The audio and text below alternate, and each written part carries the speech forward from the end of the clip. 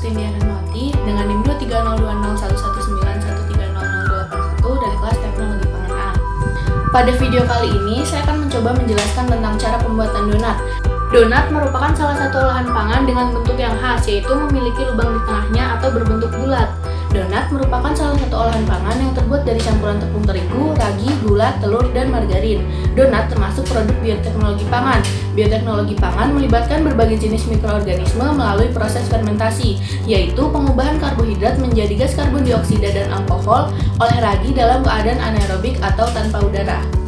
Pembuatan donat di video ini menggunakan ragi 1 sendok teh dengan perlakuan fermentasi 3 kali di suhu ruang. So, without any further ado, let's cook!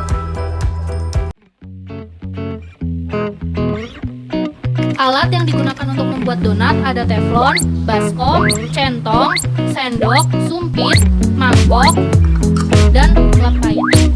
Bahan yang dibutuhkan untuk membuat donat ada 18 gram margarin, 20 gram gula pasir, 1 butir telur, 1 sendok teh ragi instan, 1 sendok makan susu bubuk, 150 gram tepung terigu, dan 60 ml air hangat.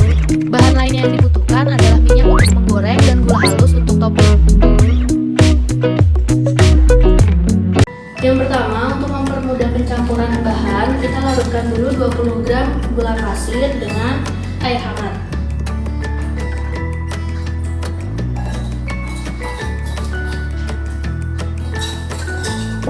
Setelah gula pasir larut, langkah selanjutnya adalah mencampurkan semua bahan ke dalam tepung terigu. Tambahkan 1 sendok teh ragi instan ke dalam tepung terigu. Kemudian tambahkan 1 sendok makan susu bubuk.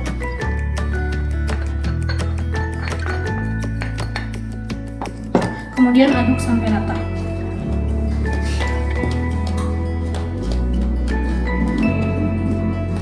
Setelah itu, tambahkan gula pasir yang sudah dilarutkan dengan air hangat sebelumnya.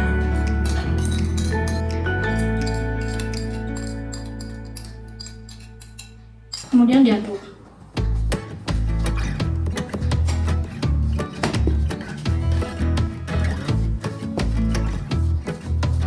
Setelah seperti ini, tambahkan telur dan margarin.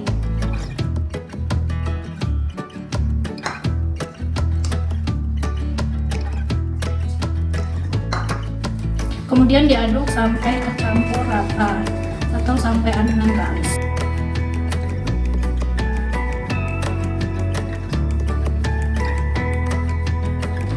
Adonan diuleni selama 20 menit.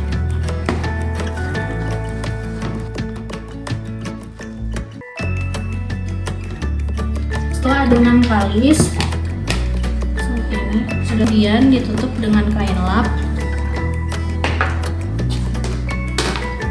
Tujuan adonan ditutup ini supaya adonan ini terfermentasi.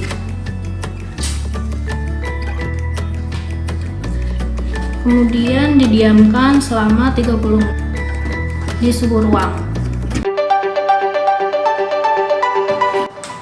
Setelah didiamkan selama 30 menit, kemudian adonan dibuka dan diuleni kembali selama 3 menit.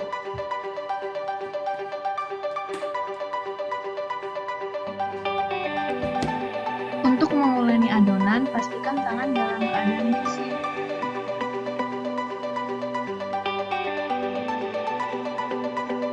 Setelah diuleni selama 3 menit, kemudian adonan kembali ditutup dengan kain dan didiamkan kembali selama 30 menit.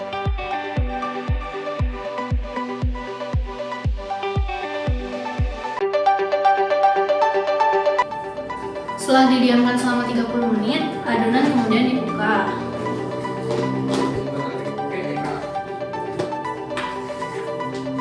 Ini adalah adonan yang sudah difermentasikan selama 30 menit bersama.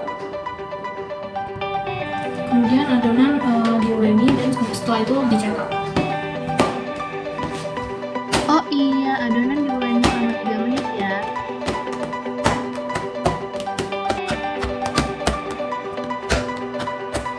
Setelah diuleni, adonan benar-benar kalis. Kemudian adonan dicetak. Untuk mencetak donat, ambil adonan kemudian dibulat-bulatkan. Setelah itu adonan dipipihkan. Kemudian diberi lubang di atasnya. Lubang tersebut kemudian diputar-putar dengan menggunakan kedua jari telunjuk sampai didapatkan diameter lubang donat yang diinginkan. Setelah jadi, adonan yang sudah dibulatkan. Adonan donat selesai dicetak semua, kita kembali fermentasi selama 30 menit dengan cara ditutup dan didiamkan.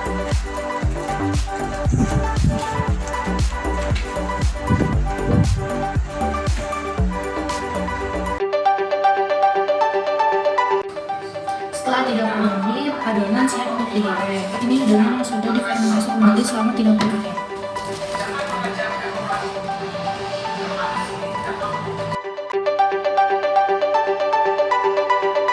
Panaskan minyak dengan api kecil. Minyak panas, kemudian masukkan adonan donat.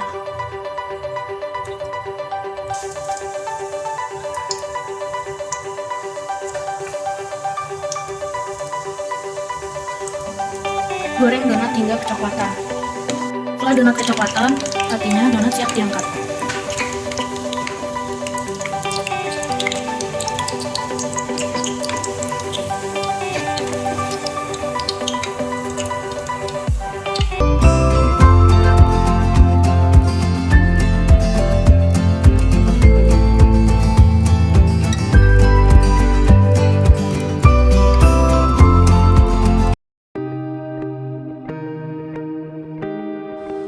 Donat yang dihasilkan memiliki warna kecoklatan yang dapat dipengaruhi oleh proses penggorengan. Warna kecoklatan akan terjadi selama proses penggorengan akibat terjadinya reaksi Maillard.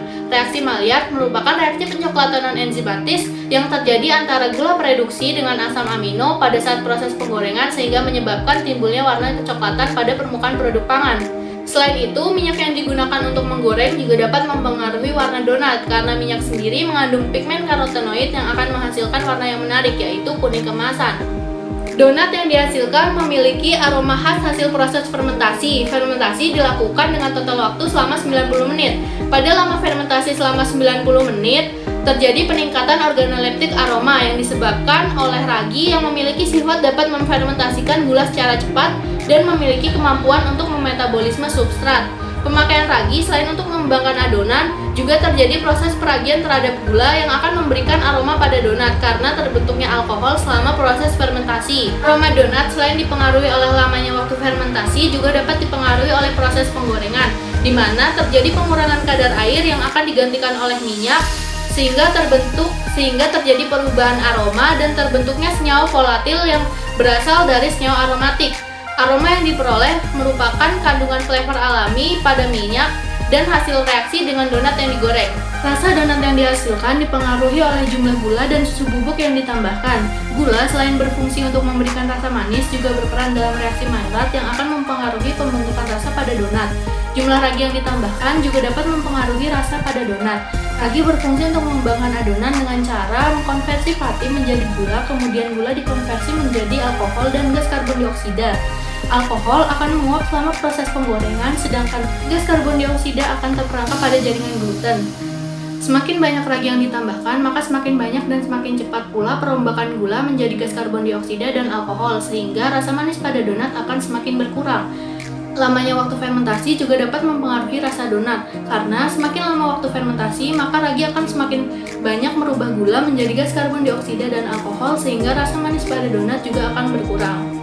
Tekstur donat dipengaruhi oleh pori-pori adonan yang dihasilkan. Semakin banyak pori-pori yang dihasilkan, maka donat akan semakin empuk. Dan semakin sedikit pori-pori yang dihasilkan, maka donat akan semakin keras. Pori-pori tersebut diperoleh dari gas karbon dioksida yang dihasilkan selama proses fermentasi ragi. Tepung terigu mengandung gluten yang dapat membentuk struktur adonan karena memiliki sifat elastis yang mampu menahan gas karbon dioksida selama proses fermentasi berlangsung. Penambahan gula, susu, dan telur akan mempengaruhi tekstur donat. Selain sebagai penambah nutrisi dan pemberi rasa, gula, susu, dan telur juga akan memperbaiki tekstur donat. Jumlah ragi yang ditambahkan juga akan mempengaruhi tekstur donat. Ragi akan menghasilkan gas karbon dioksida yang akan terperangkap pada jaringan gluten. Kemudian, komponen gula, susu, dan telur akan mempertahankan struktur gluten agar gas karbon dioksida yang sudah terperangkap tidak mudah lepas atau keluar dari dalam adonan. Adonan yang memiliki daya kembang yang baik akan menghasilkan donat dengan tekstur yang empuk. Semakin banyak ragi yang ditambahkan, maka produksi gas karbon dioksida juga akan semakin tinggi, sehingga daya kembang adonan akan semakin tinggi dan donat yang dihasilkan akan semakin empuk. Penambahan ragi pada proses pembuatan donat bertujuan untuk mengembangkan adonan. Ragi merupakan mikroorganisme hidup yang berkembang biak dengan cara memakan gula. Mekanisme pengembangan adonan donat dengan ragi terjadi karena ragi menghasilkan gas karbon dioksida selama proses fermentasi. Gas ini kemudian terperangkap pada jaringan gluten yang menyebabkan adonan dapat mengembang. Selain fungsi tersebut, ragi juga berperan untuk memperlunak gluten serta memberikan rasa dan aroma pada donat. Ragi digunakan dengan cara ditambahkan langsung pada saat pencampuran bahan. Ragi yang digunakan adalah ragi kering atau ragi instan. Ragi instan merupakan ragi yang telah diproduksi secara pabrik sehingga dapat langsung digunakan. Proses fermentasi pada percobaan pembuatan donat kali ini dilakukan sebanyak 3 kali. Proses fermentasi tersebut dilakukan bertujuan untuk menghasilkan gas karbon dioksida atau CO2 agar adonan dapat mengembang dengan sempurna. Setelah dicetak, adonan kembali ditutup dengan kain dan didiamkan dan difermentasikan selama 30 menit. Proses fermentasi yang terakhir juga dapat disebut sebagai proses proofing. Tujuan dari proses proofing adalah mengembangkan adonan dengan cara membiarkan adonan untuk mencapai volume optimalnya sehingga tercapai mutu dan bentuk donat yang baik. Pada pembuatan donat yang dilakukan, adonan difermentasikan pada suhu ruang. Suhu ideal adonan dalam proses fermentasi adalah 20-25 derajat Celcius. Suhu di bawah 20 derajat Celcius menyebabkan aktivitas rendah, sedangkan suhu di atas 30 derajat Celcius menyebabkan aktivitas terlalu cepat. Suhu adonan pada saat proofing umumnya adalah 22-29 derajat Celcius.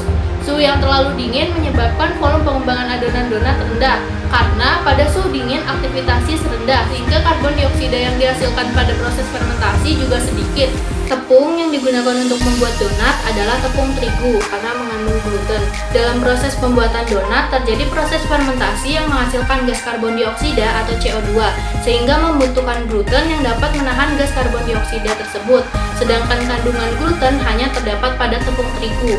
Gluten merupakan komponen terpenting yang ada pada tepung terigu yang berfungsi sebagai pembentuk adonan, di mana pada kondisi tertentu, apabila bercampur dengan air, gluten akan membentuk massa yang elastis yang memungkinkan adonan untuk menahan gas karbon dioksida hasil fermentasi dan memungkinkan adonan untuk mengembang.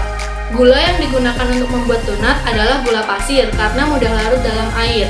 Gula selain berfungsi untuk memberikan rasa manis pada donat, juga berfungsi untuk membuat tekstur donat menjadi lebih empuk karena merupakan makanan bagi ragi dan yeast yang akan diubah menjadi karbon dioksida atau CO2 dan alkohol melalui proses fermentasi. Gula juga berfungsi untuk memberikan warna kecoklatan pada saat proses penggorengan donat. Pada pembuatan donat ditambahkan telur dan margarin. Telur berfungsi sebagai penambah nutrisi dan gizi pada donat serta berperan untuk melembutkan tekstur donat. Sedangkan margarin berfungsi sebagai pelumas adonan dan berperan untuk meningkatkan kelembutan dan keempukan dari donat, meningkatkan cita rasa donat, dan meningkatkan nutrisi dan nilai gizi donat. Penambahan susu bubuk juga memiliki fungsi yang sama, yaitu bertujuan untuk meningkatkan nutrisi pada donat serta meningkatkan aroma yang akan dikeluarkan oleh donat. Selain itu, protein yang terdapat pada susu bubuk juga dapat memerangkap air sehingga dapat memperlambat retrogradasi pati dan menggunakan tekstur donat. Sekian yang dapat saya sampaikan, terima kasih sudah menonton.